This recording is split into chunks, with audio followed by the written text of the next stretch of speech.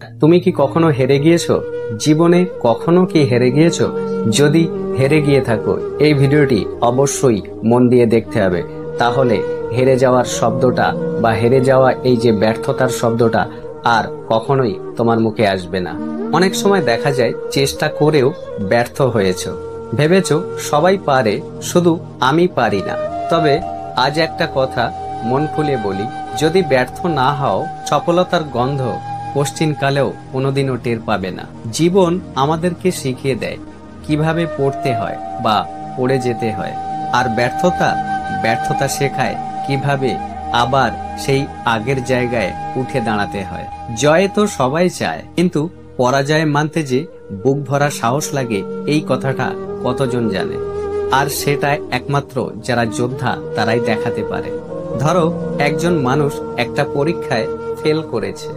সে নিজেকে একদম ব্যর্থ মনে করছে, চারপাশের মানুষ তাকে নিয়ে হাসাহাসি করছে। কিন্তু সে যদি এই ব্যর্থতার মধ্যেও একটুও না ভেঙে পড়ে, তবে বিশ্বাস করো, সেই মানুষটা একদিন সবার সামনে দাঁড়িয়ে বলবে, এই ফেলটা ছিল আমার জীবনের সবথেকে একটা বড় টার্নিং পয়েন্ট। জীবনে যখনই তুমি কিছু পেতে চাও, জীবন তোমাকে আগে পরীক্ষা নিয়ে দেখবে। তুমি কতটা চাও, তুমি কতটা লড়াই করতে পারো, তুমি কতবার ভেঙে পড়তে পারো বা কতবার উঠে দাঁড়াতে পারো। এটাই হচ্ছে জীবনের সবথেকে বড় বা আসল প্রশ্ন।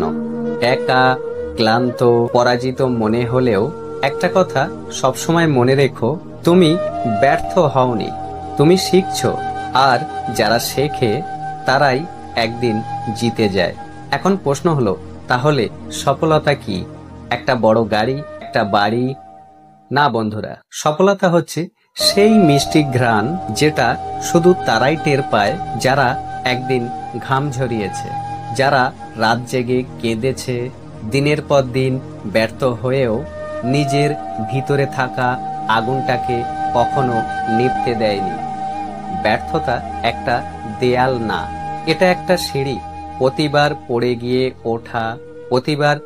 গিয়ে ওঠা মানেই তুমি এক ধাপ উপরে চলে গেলে।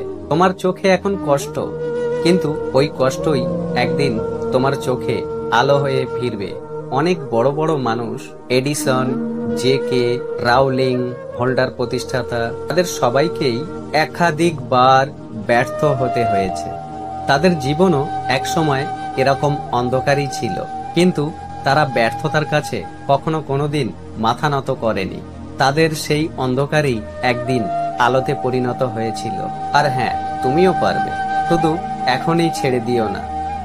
একবার না পারলে আবার চেষ্টা করো, 10 বার না হলে একা 10 বার দাঁড়াও। একদিন তুমি নিজেই নিজের গল্প হয়ে দাঁড়াবে। তাই মনে রেখো, যদি ব্যর্থ না হও, সফলতার গন্ধটা কখনোই কোনোদিনও অনুভব করা যায় না।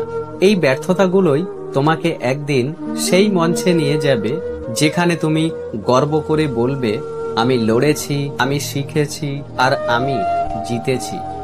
এটাই হলো ব্যর্থতাকে লাথি মেরে সফলতার পথে নিজেকে এগিয়ে নিয়ে আসা।